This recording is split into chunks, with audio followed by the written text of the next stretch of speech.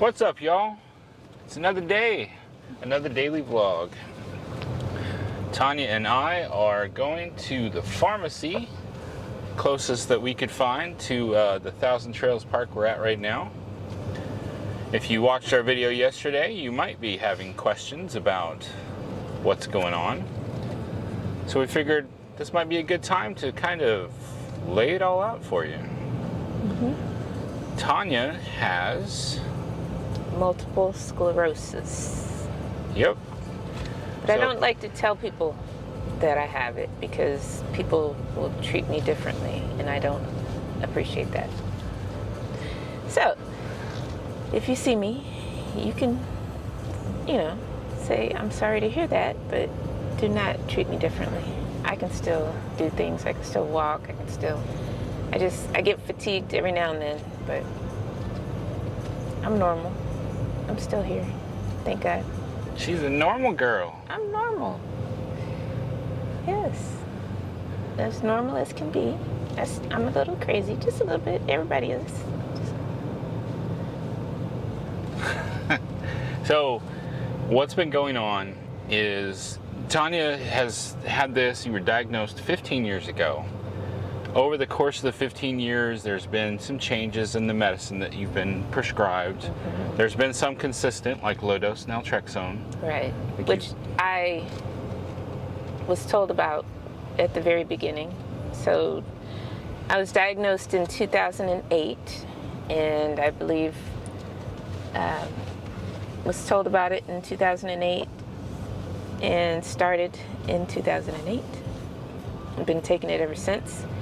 And just recently, my doctor thanked me for introducing her to low-dose naltrexone because now she prescribes it to her other patients, and she thanked me for introducing her to that. She didn't know about it, so it's been beneficial in so many ways. So when Tania first was diagnosed with multiple sclerosis, she used to have to take shots. I think it was multiple times a day, wasn't it? Or was it just once a day? It was once a day, I think. They didn't have anything that was oral, any kind of pills that she could take to help treat her MS or keep it in check. That's really what the MS medication does, is keep it in check. Yes. Because right now there's no cure. Oh, hey. Little boy just threw rocks in the road. Throwing stuff in front of the truck as we drive by. Okay. So she's been on the medicine now, Tecfidera, for a while. Yes. Which is a pill. Yep. It was, wasn't it the first one? Not the first one, but it was something that she wanted to try. Yeah. I know that there's more. There's different ones out there. There was a risk of like a fungus that could potentially kill you. Yes. Let me tell you. Okay. I started off with Rebif, which was the injection. I did Copaxone, and I think one more. There was an infusion. I don't remember the infusion. Yeah, and then I did the infusion, and that one, it was like 2 hours. I had to go in and sit in a had to sit in a comfy chair, and it was cold in that room. I remember that. But I'd sit there and have to have an IV hooked up to me, and then there was like an hour of them. What is it called? Infusing. No, after the infusion. Oh. And you have to sit there and they monitor you. That was the Jason's Deli days. Yeah, and that's when they used to order food, and they'd be like, you want to order something? Okay. They used to order good food. I miss that. But, yeah, take a good book, take your phone, listen to music, that kind of stuff. But I had to stop doing that because there was the chance of getting something called PML. And I don't know what that stands for, but it was some kind of brain-eating fungus. And so I started testing positive for something related to that. So they're like, well, we got to stop doing that. And then the pill came out, Tecfidera, and they're like, well, let's try this. It's a pill. And so I tried it, and at first I was having gastrointestinal problems, but one of the infusion nurses had said, if you have problems, because I went back to visit with them and I asked him about it, and he said he heard that people that take protein with Tecfidera don't have gastrointestinal problems. So I started doing that. So I didn't have problems ever since. So I used to have those problems. Now I eat eggs, I was drinking protein drinks for a while, things like that. So yeah, but now Tecfidera, everything's going good. I was doing well, I was managing well. I used to walk on the treadmill when we had the house. I'd walk on the treadmill for like 30 minutes to an hour, and I wouldn't have any problems walking, which that was something that people had told me, that their friends with MS stopped walking after 10 years and things like that. So I was kind of scared. And how many years has it been? 15. 15 years since I was diagnosed, and haven't had any problems until now. And I was getting a MRI done once a year. I think it was more falling to every other year. Well, yeah, it was like every other year. At first it was once every 6 months, wasn't it? And then it went to once a year, and then now it's every other year. But this year, I went to the doctor, and the doctor been making me see the physician's assistant, pretty much because I've been handling everything so well that it's almost as if I don't have MS. That's what people think. They see me and they're like, you're fine, there's nothing wrong with you. But I was handling it. I was walking on the treadmill, or walking, period. And the physician's assistant said, has anything changed? You know, all that stuff. And then she's like, well, let's send you back for an MRI. You haven't had an MRI, so let's go send you back for an MRI.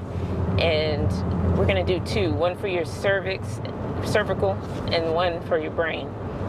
Because I think they said something about maybe something appeared on your last scan. So she sent me for 2 MRIs with contrast. And I didn't know that it was going to be 2 shots of contrast. And now, after that, 2 weeks later, I am struggling to walk. And I have spots that popped up on my hands and all over my body. And I even noticed a spot on her lip, which she wasn't quite catching. And I was like, what's going on with your lip? Yeah. So basically, dark spots started popping up overnight. Itchiness happened, and I didn't know what was going on with me. I didn't associate it with the contrast until 2 weeks later. I was like, I got contrast twice. And I usually would only get contrast once. So I had it back to back on Monday and then Tuesday in February 20th and 21st. So that was 2 shots of contrast in 1 year, pretty much. I've never done that before. And I feel like that broke me. And I started doing research on gadolinium, which is the contrast, and found out that it's actually toxic, that people have been hurt by this before. Chuck Norris, his wife, was hurt by gadolinium, and he actually sued the manufacturers and won. No. I'm sorry. He actually sued the manufacturers and lost. It was the case was dismissed. Yeah. They both walked away like on even terms. Nobody really won or lost, but it's like the case was dismissed. So basically, he lost. But Chuck Norris never loses. So that's odd. But so don't forget about the edema. Yeah, and I had problems with my leg before, but if I walked on the treadmill or just started walking, I could make the problem go away. Like, it felt like it was tightening up, and I could not walk properly. I would walk with a limp. But after the contrast situation, now it's like it's locked up all the time, and even if I try to walk, it does not alleviate the problem. So I feel like it's exacerbated the problem, and I have some edema in my left leg, and yeah, it's pretty painful. Been using icy hot and compression socks. I told David that's how I know I'm old now. Start using icy hot and compression socks. So it's been difficult observing her, because walking up and down the steps in the fifth wheel hadn't ever really been much of a problem. She could pretty much get through that no problem. And now it's like becoming a struggle. She's having to use a hiking pole as a cane all the time. And we were thinking mostly about the edema, and we were treating the idea that she's got too much sodium in her system, which, after all the research we've done there, I can't disagree with that, even if that's not the exact cause here. It couldn't hurt us to reduce our sodium, increase our potassium, and live a healthier lifestyle. That couldn't hurt us at all. So we're going to continue to pursue that. And then we're even educating the girls on that kind of stuff, and now they're thinking about it, because it still have a major play into what's going on. One of the reasons they say that this contrast agent that they inject into you for the MRI can be a problem is if you have any kind of renal failure, which is your kidneys. So if your kidneys are struggling to filter at all, this could be a real problem. And one of the primary causes of kidney failure is like diabetes. Now, I'm not saying that Tania's diabetic. Honestly, we don't know, because we haven't checked that for sure. However, how many Americans indulge in sweets and have way too much sugar all the time? So which one of us Americans isn't on the verge of diabetes? I mean, it's kind of normal for Americans to have too much sugar. So in all of our research, we're finding that some of these MRI places have been enforcing like a kidney and liver test before they ever begin. And that's not happening. So she had 2 days of a full dose, yes, and no testing to make sure that her kidneys can handle it. No. And then David, he posted something on Reddit, which is blowing up. And I'm so happy that he's my husband. I love him so much. But he posted something, and people are just saying all kinds of things that I didn't know. Like, this one person that has MS, they get MRIs, but they get something called an ozone flush, like some kind of mineral water or something that flushes this chemical out of their system after they get the shot. Never heard of it. Yep. Never been offered to me. A lot of people were talking about something called a chelating agent that helps to get the metals out of your system. Yes, and they said, don't worry, it can be done. This one person said, you'll have to sit in saunas for the rest of your life. And I'm like, I don't see any problem with that. She likes being hot. I'm fine with that. A hot tub should qualify as well, but we just got to keep a hot tub around us. Yes. Hot tub. Hot tub. I'm down. So, yeah, I'm upset because I feel like the doctors should have known, or the physician's assistant should have known that the contrast is toxic and could cause problems, and that they did not tell me. They didn't warn me of that. They didn't warn me of that before. And I just feel like that's negligent on their part. It's bad because it is bad on my part because I wasn't aware. I didn't research it before I let them do that to me. So a lot of the emotions that I went through yesterday was, as we were reading and researching, we were just thinking that it was Tania had too much sodium and we were treating things like that, but then she started reading up on this contrast, and that opened our eyes when we started connecting the dots with the spots and the itchiness, along with the edema and tightening of muscles and inability to walk. Yeah. And my mind just started racing through all kinds of factors. I mean, I felt like Spock from Star Trek yesterday. We were just running through the logic of what could happen, what could be done, what could change, what if we tried to sue somebody, what would happen if we tried to sue? If Chuck Norris can't sue them, what on earth makes me think I can sue them? So he went on a rant on Reddit, and it blew up. So one of the things that I think we came to a positive conclusion is that really, if people are getting MRIs, and MRIs can be helpful. I mean, people that are having aneurysms and trying to find cancer and tumors, all this stuff is necessary. But for an MS patient who is already diagnosed, everybody involved knows that they have multiple sclerosis. It's been proven. They've settled upon a treatment plan and they're doing well. What is the point of future MRIs? Will the doctor suddenly unlock the cabinet to a secret wonder drug if they so happen to find new lesions? I doubt it. So one person on Reddit did come in and comment that ultimately the MRI at your cost and your health expense is helping other patients because you're adding data to the studies behind the medicines you're taking. And it's like, well, that's great if you want to participate. But maybe somebody should have asked if we really want to participate. Because of the toxicity of the contrast. Right. Therefore, I could get hurt in the process when I was doing fine before. I was fine before this, and now it just seems like I'm on a downhill slope now. We were on an upward slope. Yeah. Because you were taking baclofen to deal with leg cramps. Yes. And we had a week where we had a lapse. We made a mistake on ordering baclofen. And then we had already cut sugar out of our diets. And so you had that week where there was no sugar in you. No baclofen. No baclofen. And she would fall asleep all the time.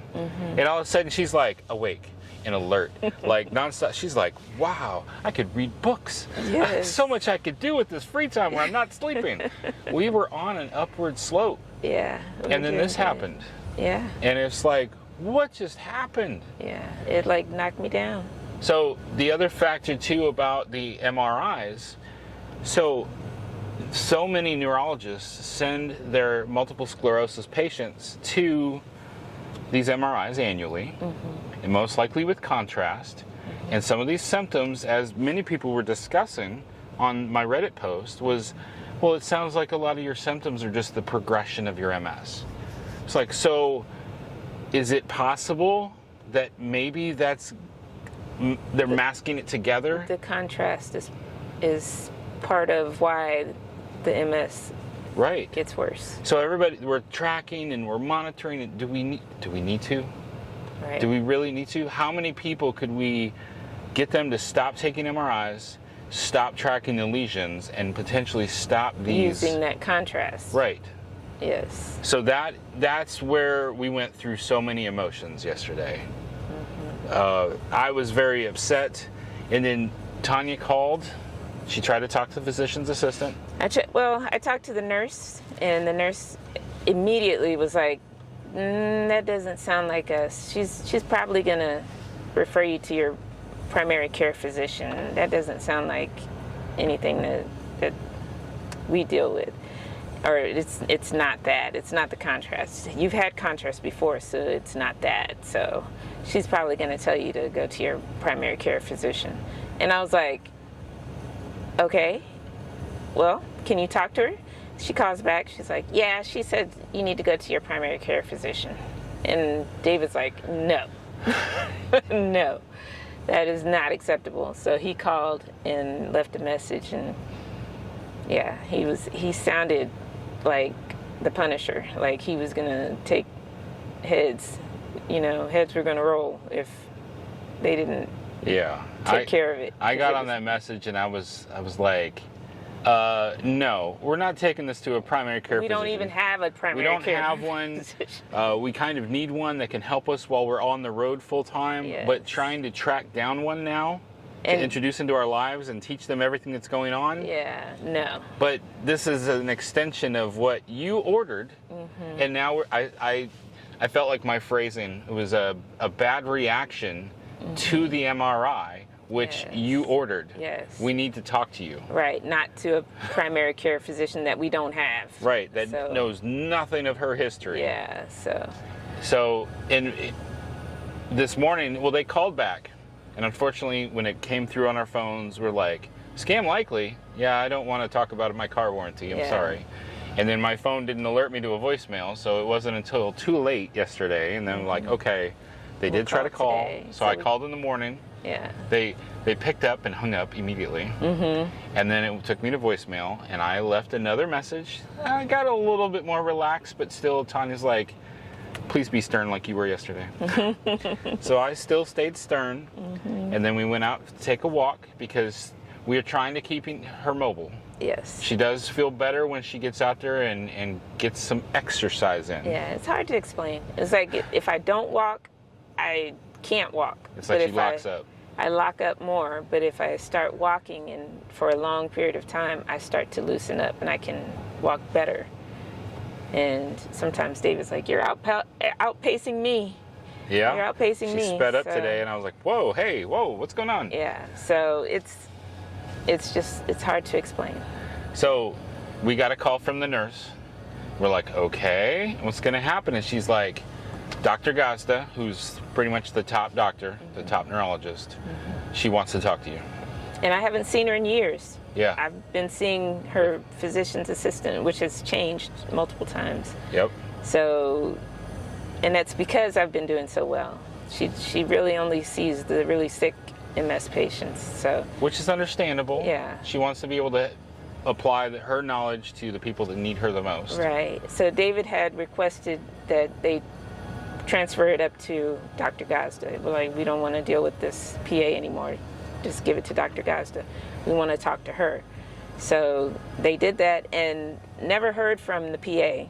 Yeah. The PA's nurse, the assistant to the assistant to the doctor, called yesterday, and that was the scam likely number. But she never called back.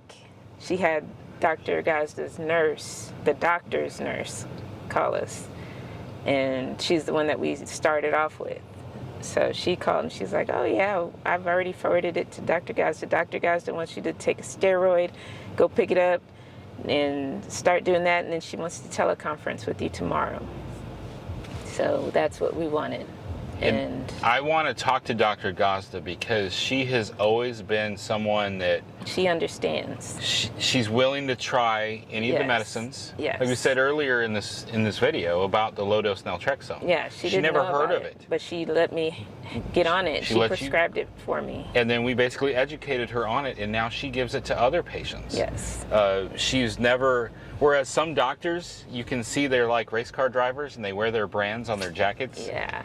She is open to trying all of them and any of them because she really wants to cure it. Right. She even got a little distracted for a while there because she started focusing on mold in the air, and she took up the banner in San Antonio. She was trying to get all the barracks at Lackland Air Force Base cleaned up because she was insistent that the mold was ruining the lives of Air Force airmen. Yeah. I mean, she takes up a cause. And so I want to talk to her about, I want to see if I can get her focused on this contrast agent. The gadolinium. And get her thinking about, is this potentially making people's MS symptoms worse? Right. Because I feel like if I can get through to her, right. And she would be the kind of person that she gets published in magazines. Yeah. Yeah. She's like the top neurologist of San Antonio, as far as the last time I checked. I don't know anymore, but she's up there. Right. Yeah. So we're much more positive. We're much happier today. We're glad that we've got an appointment to talk to her tomorrow. I told Tanya, I says, I've had steroid injections before when I've had nerve problems in my feet. My tendon and nerves had gotten shot in one of my feet from too much exercise. So I think a steroid can help because I think her muscle is locking up. Yeah. And a steroid could basically help that muscle to relax. I'm hoping that she'll help with the chelating agents and something to help her get this out all of of her. these things that people were saying that they thought was standard practice, and we're like, no, it wasn't. So I need to get this out of my system, and I hope that she orders that next. So we'll let you know. So we're already at 25 minutes in this video. Yeah. I think we're now sitting, we've left the RV park, we're now sitting in front of the pharmacy. So I think we will close out this video for today. And for tomorrow's video, I will film and talk after we talk with Dr. Gazda and just see how things go from there. But I'm hopeful. We're going to trust in God. Yes. Because his plan ultimately is better, even if this can't be fixed or repaired. God still has a plan for our lives. Yes. And his plan, he can always see the future, and he always knows what's better for us than what we can see right in front of us. Yes. And we know that all things work together for good to those who love God, to those who are called according to his purpose. Amen. All right. We're going to let y'all go for today. Remember, life happens. Don't let it stop you. Don't let it stop you. Stay fresh, cheese bags.